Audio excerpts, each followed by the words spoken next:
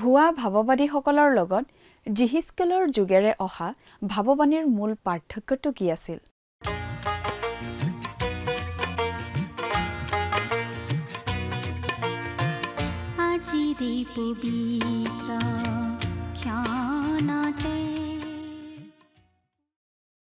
নমস্কাৰ, আমাৰ ভক্তিবচন অনুষ্ঠানলৈ আপোনাক স্বাগতম জনাইছো। খ্ৰীষ্টীয় বিশ্বাসী লোকসকলৰ বাবে বিশেষভাৱে প্ৰস্তুত কৰা এই ভক্তিবচন অনুষ্ঠানটো হৈছে বাইবেল অধ্যয়নৰ ধাৰাবাহিক অসমীয়া অনুষ্ঠান। বাইবেলৰ গোটেই ৬৬খন পুস্তকৰে আমি ইয়াত অধ্যয়ন কৰিম। এই অনুষ্ঠানটো নিয়মিতভাৱে শুনি থাকিলে আমাৰ দৰ্শকসকলে গোটেইখন বাইবেল চোৱাৰ আৰু বুজি পোৱাৰ এটা সুযোগ পাব।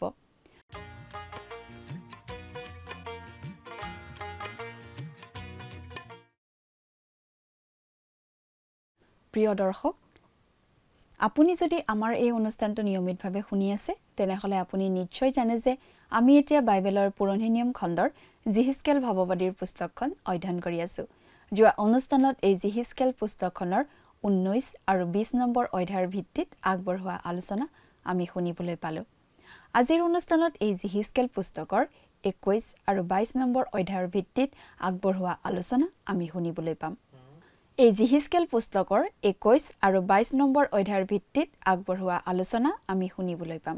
19 নম্বৰ অধ্যায়ত আমি দুটা বিলাপৰ বিষয়ে পঢ়িবলৈ পাওঁ। তাৰে এটা হৈছে ইছৰাইলৰ অধিপতিবিলাকৰ বিষয়ে কৰা বিলাপ আৰু আনটো হৈছে যিহুদা দেশ অৰ্থাৎ দক্ষিণ ইছৰাইল ৰাজ্যখনৰ বিষয়ে কৰা বিলাপ। তেওঁলোকৰ বাবে আনে যি চিন্তা নকৰক কিয়, ঈশ্বৰে কিন্তু তেওঁলোকৰ দুৰৱস্থাৰ বাবে ক্ৰন্দন কৰিছিল। দক্ষিণ অঞ্চলত থকা কাঠনিৰ বিৰুদ্ধে জিহিস্কেলৰ যুগেৰে ঈশ্বৰৰ পৰা অহা বাক্যৰ বিষয়ে পণ্ডিতসকলৰ মাজত অলপ মতভেদ আছে যদিও এটা কথা ঠিক যে ইয়াত দক্ষিণৰ কথা বুজোৱা হৈছে। আমি যদি দক্ষিণৰ নেগেব অঞ্চলৰ অৱস্থা দেখা পাওঁ তেতিয়া তাৰ অৰণ্যবোৰ কলৈ গ'ল বুলি আমাৰ মনত প্ৰশ্নৰ উদয় হ'ব। তাত আৰু কোনো কাঠনি নাই। ঈশ্বৰে দণ্ড বিহিলে। যেনেদৰে কোৱা হৈছিল তেনেদৰে তাৰ কাঠনিবোৰ নোহোৱা হৈ গ'ল। ঈশ্বৰে কোৱা মতে কাম কৰি আহিছে আৰু কৰি থাকিব। জিহিস্কেল ভাৱবাদীৰ পুস্তকৰ কথাবোৰ যদিও আজিৰ পৰা বহু বছৰ আগতে লিখা হৈছিল, কিন্তু কথাবোৰ আমি আজিও গুৰুত্ব সহকাৰে ল'ব লাগে। এয়া আছিল ঈশ্বৰৰ বাক্য। ইয়াত জিহিস্কেলে এটা কথা বাৰে বাৰে উল্লেখ কৰি থকা আমি পাওঁ যে জিহুৱাৰ বাক্য মোৰ ওচৰলৈ আহিল। এয়া ঈশ্বৰৰ পৰা অহা বাক্য। যিহেতু এয়া আছিল ঈশ্বৰৰ বাক্য, গতিকে এই বাক্য আমাৰ বাবে আৰু গুৰুত্বপূৰ্ণ। ইয়াৰ ব্যৱহাৰিক প্ৰয়োগ আমাৰ জীৱনত হ'ব লাগে। 21 নম্বৰ অধ্যায়টো জিহিস্কেল ভাৱবাদীৰ পুস্তকৰ এটা অতি গুৰুত্বপূৰ্ণ অধ্যায়, কাৰণ এই অধ্যায়তে এই কথাটো অতি পৰিষ্কাৰভাৱে জনাই দিয়া হয় যে বাবিলনৰ ৰজা আহি দাউদৰ বংশৰ শেষৰজন ৰজাক অপহাৰিত কৰিব আৰু মছিহৰ আগমন নোহোৱা পৰ্যন্ত আৰু কোনো ৰজা নাথাকিব। ঈশ্বৰৰ সুদবিচাৰ দণ্ড চূড়ান্ত ৰূপত আহিবৰ উপক্ৰম কৰিছিল। তেতিয়ালৈকে ঈশ্বৰে দয়া দেখুৱাই আছিল, অলপ অলপকৈ শাস্তি দি আছিল, কিন্তু তথাপি মানুহবোৰে মন পালটন নকৰিলে। গতিকে চূড়ান্ত শাস্তি আৱশ্যম্ভাৱী হৈ পৰিছিল। কথাবোৰ অধিক বহলাই চাবলৈ আহকচোন। এতিয়া আমি মূল আলোচনাটোৰ মাজলৈ আগবাঢ়ি যাওঁ। আমাৰ পৰম পবিত্ৰ প্ৰভু যীশুখ্ৰীষ্টৰ নামত নমস্কাৰ প্ৰিয় শ্ৰোতা। যোৱা অনুষ্ঠানত আমি এই জিহিস্কেল ভাৱবাদীৰ পুস্তকৰ 20 নম্বৰ অধ্যায়ৰ শেষলৈকে আমাৰ আলোচনা আগবঢ়াইছিলোঁ। গতিকে আজি আমি এই জিহিস্কেল পুস্তকৰ 21 নম্বৰ অধ্যায়ৰ পৰা আমাৰ আলোচনা আৰম্ভ কৰিব খুজিছোঁ। জিহিস্কেল পুস্তকখনৰ এই 21 নম্বৰ অধ্যায়টো বৰ বিশেষ ধৰণৰ অধ্যায়, কাৰণ এই অধ্যায়তেই এইটো স্পষ্ট কৰা হৈছে যে দাউদৰ ধাৰাৰ শেষৰজন ৰজাক বাবিলে তেতিয়াৰ সময়লৈকে আঁতৰাব যেতিয়ালৈকে মছিহজন নাহিব। 21 নম্বৰ অধ্যায়ৰ 1 নম্বৰ পদটো প্ৰথমতে পাঠ কৰি দিম।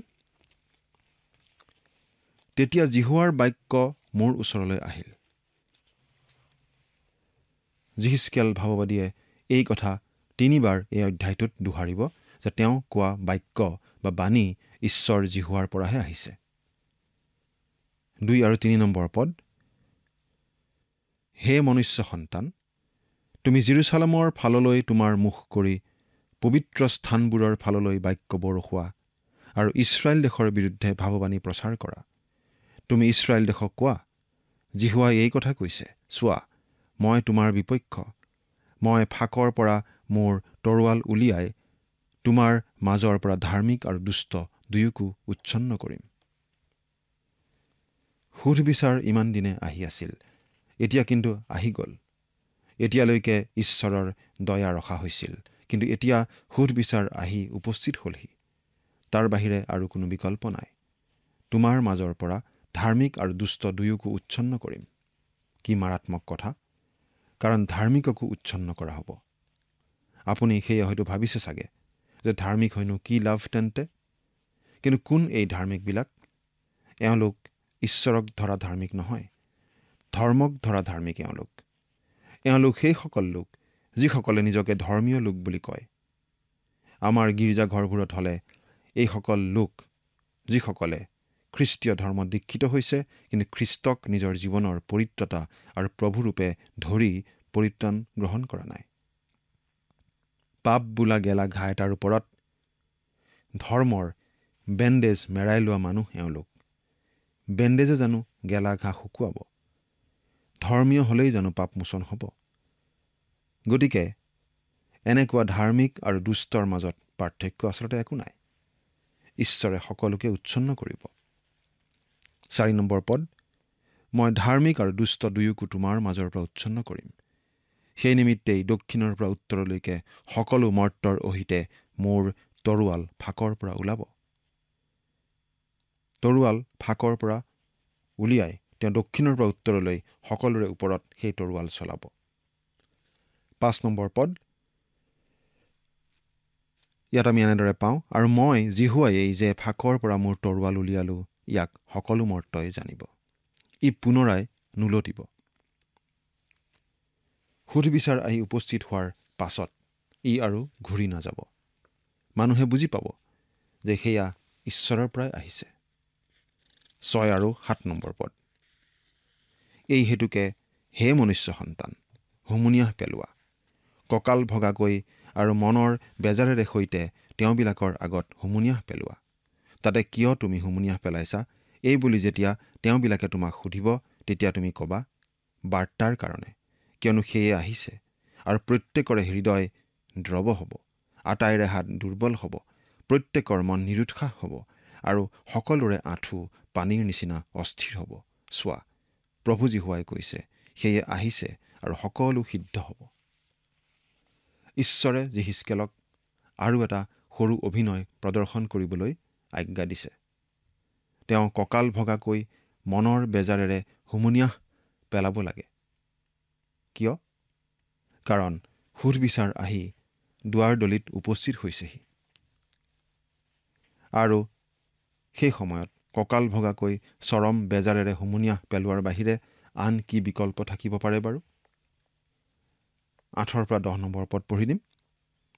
পাছে জিহুৱাৰ বাক্য মোৰ ওচৰলৈ আহিল, বোলে, হে মনুষ্য সন্তান, ভাৱবাণী প্ৰচাৰ কৰি কোৱা, জিহুৱাই এই কথা কৈছে, তুমি কোৱা, তৰোৱাল তৰোৱাল, তাক ধাৰ দিয়া, আৰু মজাও হৈছে, বধ কৰিবৰ নিমিত্তে তাক ধাৰ দিয়া হৈছে, বিজুলীৰ নিচিনা হ'বৰ নিমিত্তে তাক মজা হৈছে। তেনেহ'লে আমি জানো আমোদ প্ৰমোদ কৰিম? মোৰ পুত্ৰৰ দণ্ডদালিয়ে আটাই কাঠকে তুচ্ছ কৰে। সময় আৰু ওচৰ হ'ল, তৰোৱালেই ধৰোৱা হ'ল, এতিয়া আৰু নিস্তাৰ নাই। 18 নম্বৰ পদ, পুনৰাই জিহুৱাৰ বাক্য মোৰ ওচৰলৈ আহিল, বোলে। এই কথা ঈশ্বৰে আমাক বাৰে বাৰে মনত পেলাই দিছে, অৰ্থাৎ জিহিচকেলে যে এই সকলো কথা ঈশ্বৰৰ পৰা পাইছিল সেই কথা আমাক জনাই দিছে। 19 নম্বৰ পদ, হে মনুষ্য সন্তান, বাবিলৰ ৰজাৰ তৰোৱালখন আহিবৰ নিমিত্তে তুমি 2টা পথ আঁকা। সেই 2টা পথ একেখন দেশৰ পৰা ওলাই আহিব, আৰু তুমি হাতৰ আকৃতিৰ এক চিন কাটা, নগৰ কেইখনলৈ অহা বাটৰ মূৰত তাক কাটা। 2টা পথ, অৰ্থাৎ নবুকদনেছৰ ৰজাই মংগল চোৱাৰ দ্বাৰাই আক্ৰমণৰ পথ নিৰ্বাচন কৰিব। তেওঁ তেনে কৰিব কাৰণ তেওঁ সত্য ঈশ্বৰক নজনা আন দেৱতা পূজক ৰজা আছিল। কিন্তু ঈশ্বৰে নবুখদনেছৰৰ মংগল চোৱাৰ দৰে হ'বলৈ তেওঁৰ নিৰ্বাচনৰ দৰেহে আক্ৰমণৰ পথ ঠিক কৰি দিব। অন্তজনক অপৰাধৰ কালত দিন উপস্থিত হোৱা হত হ'বলগীয়া ইছৰাইলৰ অধিপতি হে দুষ্ট। হত হ'বলগীয়া ইছৰাইলৰ দুষ্ট অধিপতিজন বাৰু কোন? তেওঁ হৈছে জিহুদাৰ শেষ ৰজা ছিদিকিয়া। ২৬ নম্বৰ পদ। প্ৰভু জিহুৱাই এই কথা কৈছে, পাগুৰি গুচোৱা আৰু ৰাজমুকুট দূৰ কৰা, এইবোৰ আৰু নাথাকিব। চাপৰক ওখ কৰা হ'ব আৰু ওখক চাপৰ কৰা হ'ব। ছিদিকিয়া ৰজাক চাপৰ কৰা হ'ব আৰু চিলোহ বা মচীহজন নহালৈকে দায়ুদৰ ধাৰাৰ আৰু কোনো ৰজা নাথাকিব। ২৭ নম্বৰ পদ। মই নষ্ট কৰিম, নষ্ট কৰিম, নষ্ট কৰিম। স্বত্ব থকা জনা নহালৈকে নিশ্চয় এইবোৰ আৰু নাথাকিব আৰু মই এইবোৰ সেইজনাক দিম। স্বত্ব থকা জনা নহালৈকে, তাৰ মানে বাৰু কাৰ কথা কোৱা হৈছে? স্বত্ব থকাজন আন কোনো নহয়, প্ৰভু যীশুৰ কথাকেই কোৱা হৈছে। প্ৰভু যীশুৱেই হ'ব দায়ুদৰ বংশৰ সেইজন লোক, যিজনে সেই দায়ুদৰ সিংহাসনত বহি আকৌ ৰাজত্ব কৰিব।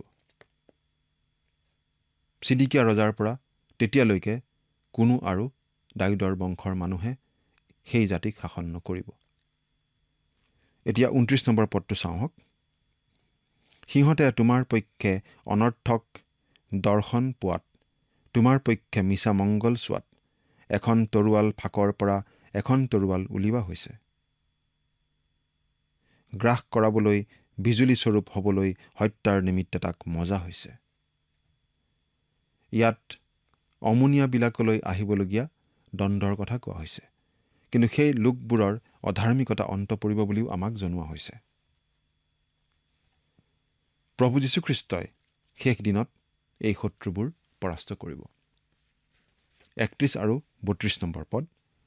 আৰু মই তোমাৰ ওপৰত মোৰ ক্ৰোধ বৰষাম, মোৰ ক্ৰোধাগ্নি তোমাৰ ওপৰত ফুৱাম আৰু বিনষ্ট কৰিবলৈ নিপুণ পশুতুল্য লোকবিলাকৰ হাতত তোমাক সোধাই দিম। তুমি জুইৰ খৰিস্বৰূপ হ'বা, দেশৰ মাজত তোমাৰ ৰক্তপাত হ'ব, তোমাক আৰু সোঁৱৰণ কৰা নাযাব, কিয়নো মই জিহুৱাই ইয়াক ক'লো। জিহিজকেলৰ প্ৰজন্মৰ লোকবিলাক বন্দী হৈ যাব লাগিব আৰু তেওঁলোকৰ বাবে সেয়েই শেষ, আশা আৰু নাই। কিন্তু তেওঁলোকৰ সন্তানবোৰ আকৌ নিজ দেশ ইছৰাইললৈ ঘূৰি আহিব পাৰিব। এতিয়া আমি আলোচনা কৰিবলৈ লোৱা অংশটি, যিখিনি কথা পাওঁ সেই অংশটিত জেৰুচালেমৰ ঘিনলগীয়া অৱস্থাৰ পুনৰ বিৱৰণ, দুগৰাকী ভনীৰ দৃষ্টান্ত আৰু উতলি থকা পাত্ৰৰ দৃষ্টান্ত পাওঁ। এই জিহিজকেল ভাৱবাদীৰ পুস্তকৰ ২০ পৰা ২৪ নম্বৰ অধ্যায়ত আমি ইছৰাইল জাতিৰ ওপৰলৈ আহিবলগীয়া ঈশ্বৰৰ সুধবিচাৰৰ শেষ ভাৱবাদীখিনি পাওঁ।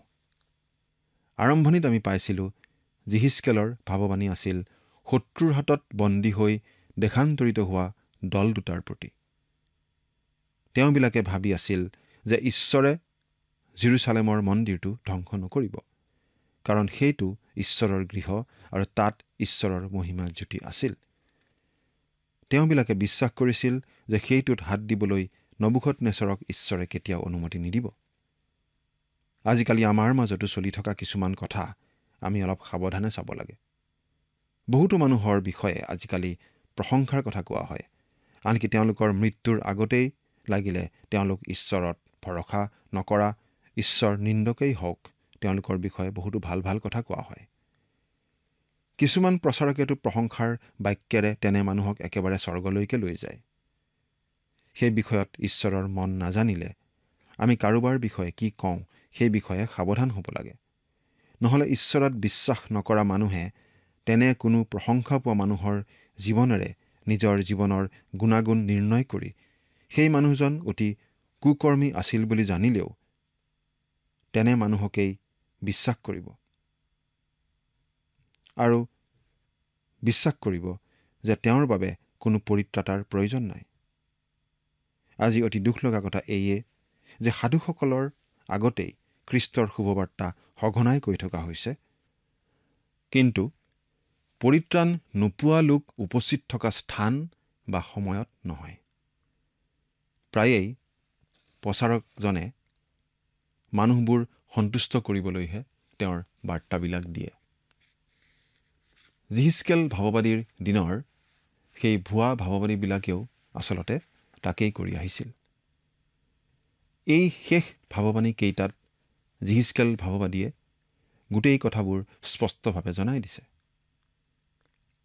20 নম্বৰ অধ্যায়ত তেওঁ নেগেব অৰ্থাৎ বীৰছেবাৰ ওচৰৰ ইছৰাইলৰ দক্ষিণ অঞ্চলৰ বিষয়ে এটা ভাৱবাণী দিছিল। সেই ভাৱবাণীত ঈশ্বৰে কৈছিল, মই তোমাত একুৰা জুই জ্বলাম। সেই অঞ্চল আজিকালিও একেবাৰে গছ গছনি নোহোৱা ঠাই হৈয়েই আছে। সেই ঠাইত আগতে বিশাল অৰণ্য আছিল, কিন্তু সেই অঞ্চললৈ ঈশ্বৰৰ অভিশাপ নামি আহিছিল আৰু অভিশাপৰ ফলস্বৰূপেই সেই অঞ্চল এতিয়াও তেনেদৰে পুৰি যোৱা অঞ্চলৰ নিচিনা হৈ আছে। আকৌ 21 নম্বৰ অধ্যায়ত আমি এটা ভাৱবাণী পাইছিলোঁ যে প্ৰভু যীশু নহা পৰ্যন্ত দাউদৰ সিংহাসনত বহিবলৈ কোনো নাথাকিব। মৰিয়মৰ আগত দেখা দিয়া স্বৰ্গদূতে মৰিয়মক সেই কথাই কৈ আছিল। তেওঁৰ পিতৃ দাউদৰ সিংহাসন তেওঁক দিয়া হ'ব। গতিকে আনকি বৰদিনৰ সময়তো আমি এই জিহিচকেল ভাৱবাদীৰ পুস্তকখনৰ কথা মনত পেলাবলগীয়া হয়। ভাৱবাণীবোৰৰ বিষয়ে আমাৰ জনা থাকিলে বাকী কথাবোৰ বুজিবলৈ সহজ হয়। এতিয়া আমি 22 নম্বৰ অধ্যায়লৈ আগবাঢ়ো। এই 22 নম্বৰ অধ্যায়ত ইছৰাইলৰ ঘিনলগীয়া কাৰ্যৰ তালিকা দিয়া হৈছে। আমি 1 আৰু 2 নম্বৰ পদ পাঠ কৰি দিম। 22 নম্বৰ অধ্যায় 1 আৰু 2 নম্বৰ পদ। পাছে জিহুৱাৰ বাক্য মোৰ ওচৰলৈ আহিল, বোলে, হে মনুষ্য সন্তান, তুমি গোচৰ নচলোৱানে?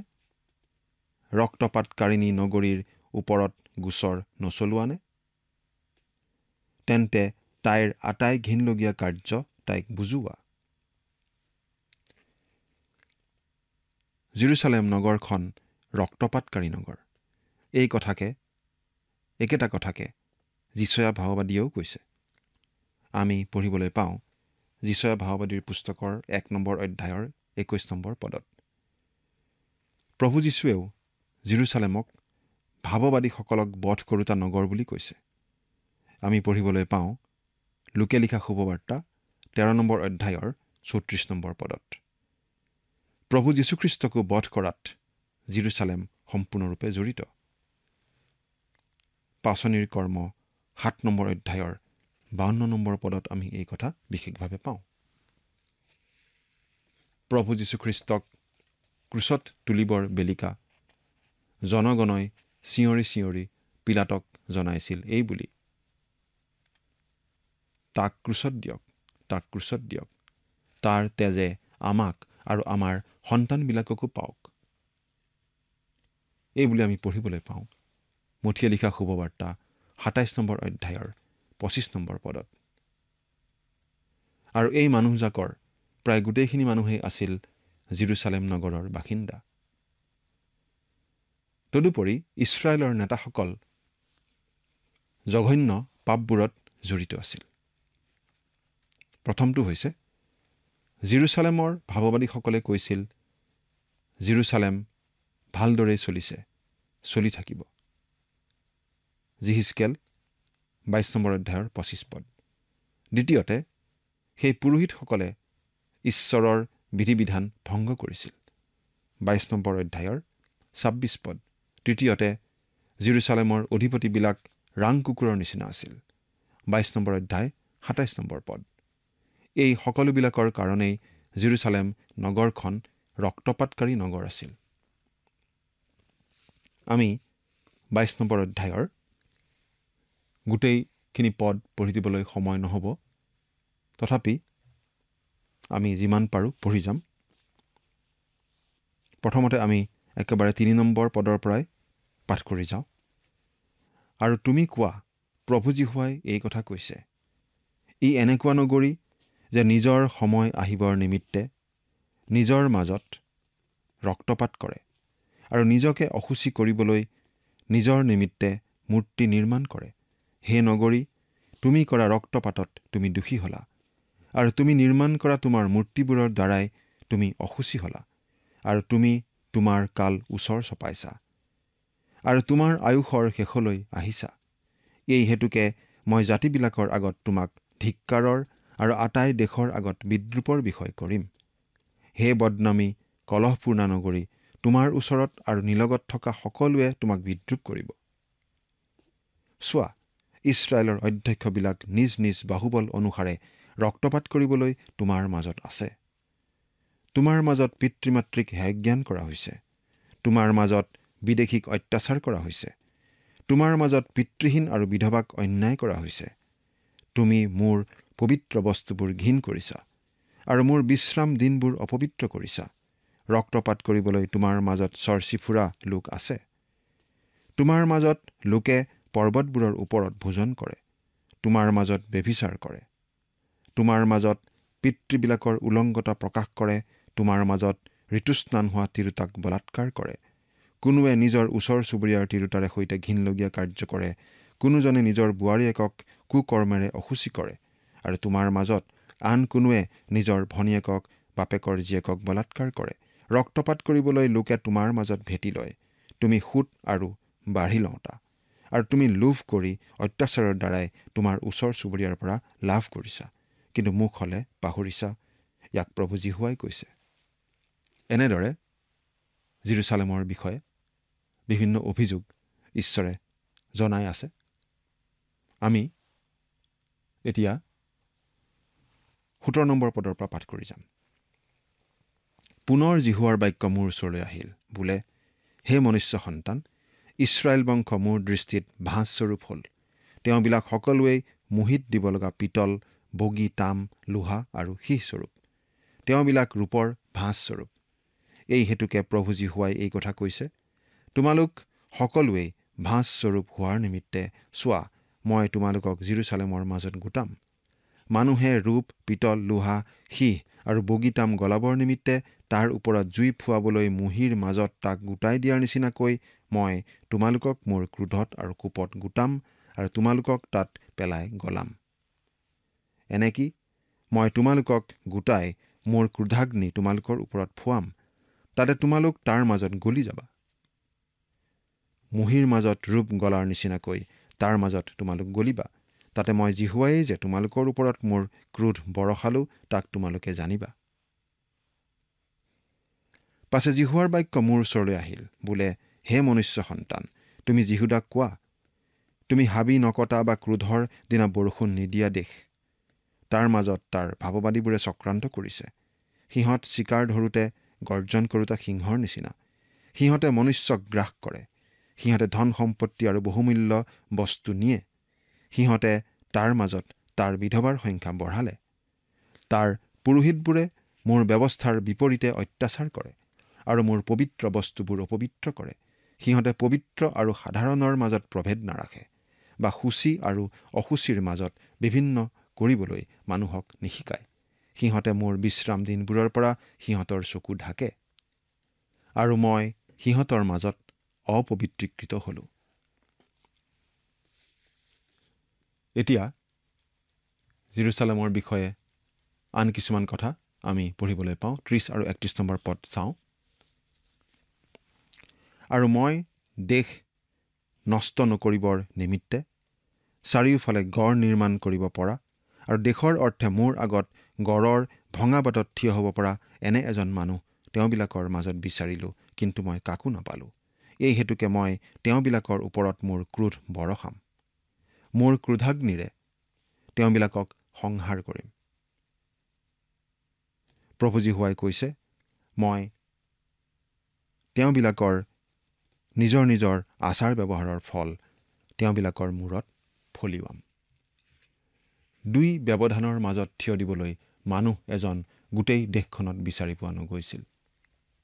কিন্তু ঈশ্বৰক ধন্যবাদ দিওঁ যে মোৰ পাপ আৰু পবিত্ৰ ঈশ্বৰৰ মাজত থিয় হ'বলৈ মোৰ পৰিত্ৰাতা প্ৰভু যীশুখ্ৰীষ্টক পোৱা গ'ল।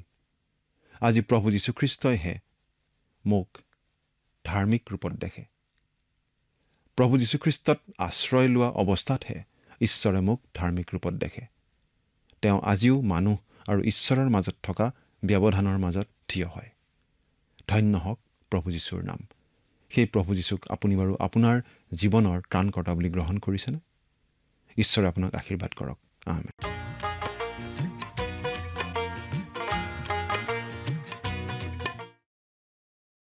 আৰম্ভণিতে জিহিস্কেলৰ যোগেদি অহা বাৰ্তাসমূহ প্ৰথম দুটা প্ৰতিনিধি দলক উদ্দেশ্য কৰি কোৱা হৈছিল, যিসকল বাবিল দেশলৈ বন্দী হৈ গৈছিল। ঈশ্বৰে কেতিয়াও মন্দিৰটো ধ্বংস নকৰে বুলি মানুহবোৰে তেতিয়াও বিশ্বাস কৰি আছিল, কাৰণ সেই মন্দিৰটো আছিল ঈশ্বৰৰ পবিত্ৰ স্থান আৰু তেওঁৰ মহিমা সেই মন্দিৰত বিৰাজ কৰিছিল। মানুহবোৰে বিশ্বাস কৰি আছিল যে ঈশ্বৰে নবুখদনেছৰক জেৰুজালেমৰ মন্দিৰটো স্পৰ্শ কৰিবলৈ অনুমতি নিদিয়ে। ভুৱা ভাৱবাদীসকলে বন্দীসকলক তেওঁলোকৰ সেই অবিশ্বাসৰ ক্ষেত্ৰতহে উৎসাহিত কৰিছিল। তেওঁলোকক ঈশ্বৰৰ ওচৰলৈ ঘূৰি অহাৰ প্ৰয়োজন নাই বুলি ভাবিবলৈ বাধ্য কৰাইছিল বা তেওঁলোকৰ নানান কুপন্থাবোৰ ত্যাগ কৰাটো প্ৰয়োজনীয় নহয় বুলি ধাৰণা এটা দি আছিল। কিন্তু জিহিস্কেলৰ যুগেৰে ঈশ্বৰে জনাই দিছিল মন্দিৰটো ধ্বংস হোৱাৰ সময় সমাগত। আজিলৈ আমাৰ অনুষ্ঠানটো ইমানতে সামৰণি মাৰিব খুজিছোঁ। পৰৱৰ্তী অনুষ্ঠানত আপোনালোকক পুনৰ লগ পোৱাৰ আশা ৰাখিছোঁ। সামৰণি মৰাৰ আগতে আহকচোন আমি খন্তেক সময় প্ৰাৰ্থনাত মূৰ দুৱাওঁ। স্বৰ্গত থকা অতি মৰমীয়াল দয়ালু পিতৃ ঈশ্বৰ, প্ৰভু তোমাক ধন্যবাদ দিছোঁ। দয়ালু মৰমীয়াল পিতৃ ঈশ্বৰ, এই সময়তে প্ৰাৰ্থনা কৰিছোঁ তোমাৰ চৰণত। প্ৰভুজী, তোমাৰ পবিত্ৰ বাক্য আমি শিকিলোঁ আৰু সঁচাকৈ পিতৃ, আমি যাতে তোমাৰ সন্তান হিচাপে কেতিয়াও যাতে আমি তোমাৰ বাক্যক যাতে অৱহেলা নকৰোঁ। আমি আমাৰ জীৱনত সদায় তোমাৰ বাক্যক আগস্থান দি তোমাৰ বাক্যত কোৱাৰ দৰে প্ৰভু আমি আমাৰ জীৱনটো যাতে সেইমতে চলিবলৈ পাৰিম, তেনে আশীৰ্বাদ প্ৰভু তুমি আমাক প্ৰত্যেককে দান কৰিবা। আৰু বিশেষকৈ পিতৃ, এই অনুষ্ঠানটি চাই থকা প্ৰতিজন দৰ্শকক তোমাৰ আশীৰ্বাদেৰে প্ৰভু তুমি পৰিপূৰ্ণ কৰিবা আৰু তেওঁলোকৰ সকলো প্ৰয়োজনবোৰ প্ৰভু তুমি পূৰণ কৰিবা। এই সকলো যাচনা মহান ত্ৰাণকৰ্তা প্ৰভু যীশুখ্ৰীষ্টৰ নামত অৰ্পণ কৰিছোঁ। আমেন।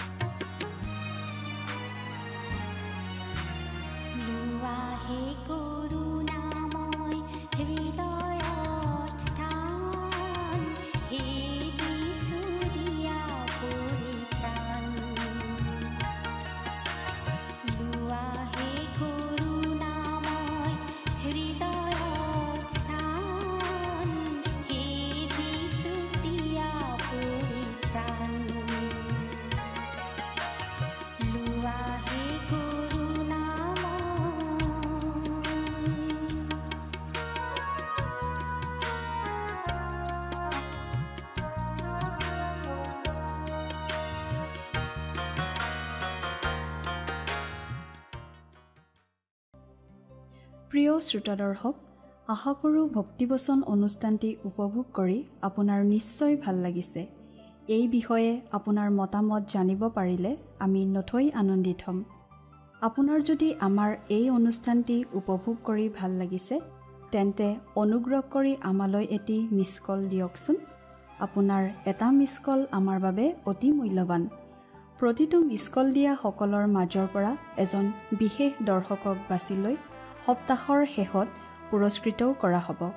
মিছ কল দিয়া নম্বৰটো হৈছে 04449081 আপোনাৰ যদি কিবা প্ৰাৰ্থনাৰ বিষয় থাকে বা অধিক জানিবলৈ ইচ্ছা কৰে, তেন্তে টেলিফোনৰ মাধ্যমেৰেও আমাক যোগাযোগ কৰিব পাৰে। আমাৰ টেলিফোন নম্বৰটো হৈছে 7429840242। আপুনি আমালৈ ইমেইল অথবা পত্ৰযোগেও যোগাযোগ কৰিব পাৰে। তাৰ বাবে আমাৰ ইমেইল ID আৰু পোষ্টেল এড্ৰেছটো টিভি পৰ্দাত চাই লওকচোন।